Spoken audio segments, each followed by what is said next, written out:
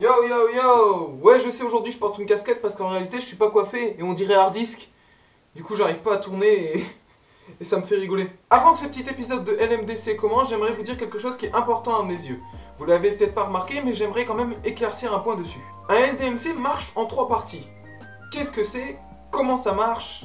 Et les résultats. Par exemple, dans mon épisode de la confiance en soi, tu peux cliquer ici pour aller le voir, bien évidemment, fais-toi plaisir. J'expliquais qu'est-ce que c'est la confiance en soi et l'auto-hypnose, comment ça marche, et comment avoir confiance en soi. Le truc que je vais vous faire passer par un épisode du Mystère du Cerveau, c'est que je vais vous apprendre quelque chose. Et il est impossible d'apprendre quelque chose si t'arrives pas à comprendre. Donc, le truc sur lequel je travaille le moins, c'est la deuxième partie. En gros, comment ça marche. Wouh! Vous savez, je préfère faire quelque chose de plus court avec des mots plus simplifiés pour que ce soit compréhensible que faire quelque chose de très long et que certaines parties de ma communauté ne comprennent pas. Parce qu'aujourd'hui, ma communauté a augmenté un petit peu, en nombre. D'ailleurs, je vous en remercie les amis, c'est très sympa. Donc il y a des personnes de 20 ans et plus et des personnes de 15 ans et moins. Donc ne voyez pas le fait que j'explique pas beaucoup en tant que je suis un branleur, j'ai envie de faire ça vite, mais voyez-le de manière à vous dire que, au moins, même si c'est plus court et simplifié, tout le monde peut comprendre. Allez, on commence l'épisode.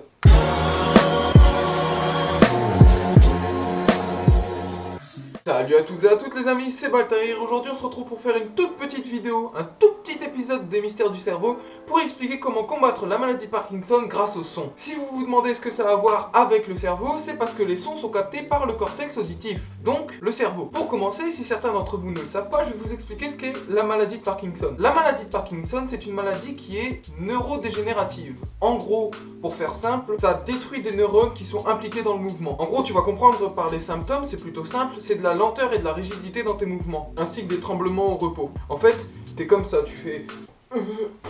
Eh, t'es vraiment un bâtard de te moquer des handicapés. Eh, je vais te briser les jambes, t'auras pas besoin de savoir la définition, mon gars. Dans le temps, les gens pensaient que le son passait par l'oreille et allait directement dans le cortex auditif. Mais en réalité, ça ne se passe pas vraiment comme ça. Le son qui rentre dans tes oreilles va dans une partie spécifique de ton cerveau qui s'appelle le tronc cérébral. Quoi? Non, Maxime, tu te trompes. Ça va pas dans une partie spécifique du cerveau, ça va dans une partie spécifique du tronc cérébral. Maintenant, je te laisse le temps de te rattraper sur l'erreur que tu viens de faire. Cette partie s'appelle la formation réticulée. Et ensuite, une fois passé par là, le son va vers ton cortex auditif. Donc, pourquoi je vous dis tout ça, hein? Pourquoi c'est important? Le tronc cérébral, c'est une des parties primaires de ton corps, parce qu'il fonctionne en tant que pont du cerveau à tes muscles. En gros, c'est ce qui te fait bouger. En fait, si le son passe par le tronc cérébral, c'est parce que c'est un système de défense. On va prendre par exemple, t'es au cinéma où tu joues à un jeu d'horreur et là il y a un jump scare. Et ben je sais pas si tu sais, mais généralement tu réagis du genre Est-ce que tu vois où je veux en venir? En fait, ce qui se passe quand ton corps réagit comme ça, c'est que le son envoyé vers ton tronc cérébral va produire un gros choc électrique et donc du coup ton corps va brusquement s'envoyer vers l'arrière. Tu vois où je veux en venir quand je parle de système de défense? Par exemple, si t'entends un chat, tu vas rester à ta place, mais si t'entends un lion, tu vas comprendre qu'il est l'heure de courir. Bon, en gros, ce que je veux dire, c'est qu'un simple son est capable de te faire bouger ton corps. Du genre...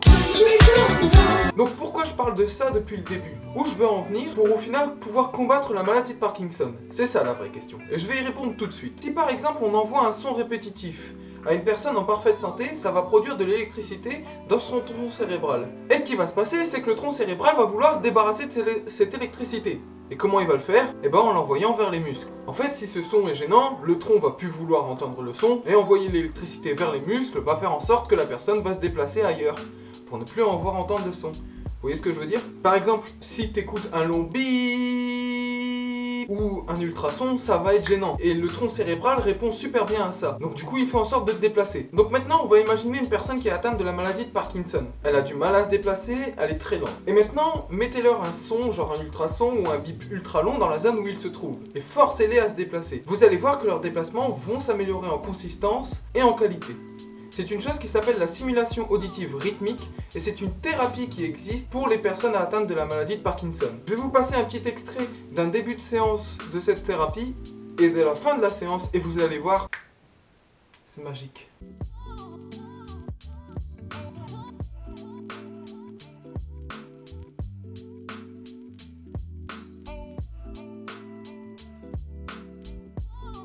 En fait, quand j'ai vu ça la première fois, j'ai été choqué et j'avais pas compris. Mais en réalité, le cerveau fonctionne de la même manière pour une personne saine et malade. Si une personne saine a envie de bouger parce qu'un son la dérange, alors elle va bouger. Et si une personne malade est atteinte de la maladie de Parkinson, même si elle est lente, elle va vouloir bouger quand même. Et ça, délicieux. Je viens pas à dire que cette exploitation de cette partie du cerveau est une cure contre la maladie, mais en revanche elle peut vachement bien la combattre. Vous vous rendez compte de ce que ça veut dire?